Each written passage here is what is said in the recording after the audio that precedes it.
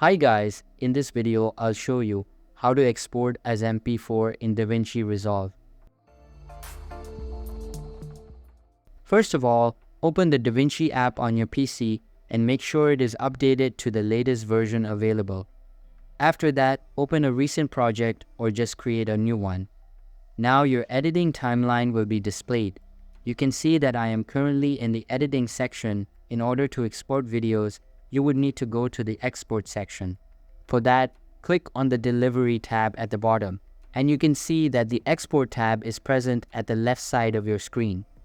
Now make sure that the custom export is selected so that we can control all of the export settings. After that, change the project name and also set the export destination of your preference. Once done, make sure that single clip and the export video boxes are checked.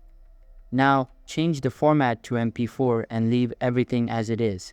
After that, go to the quality section, select Restrict to Feature, and make sure that the value is between 60,000 to 100,000.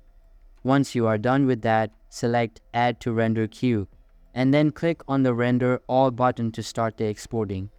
After the loading is completed, you will be able to find the video in the already set destination folder. So that's all for this video.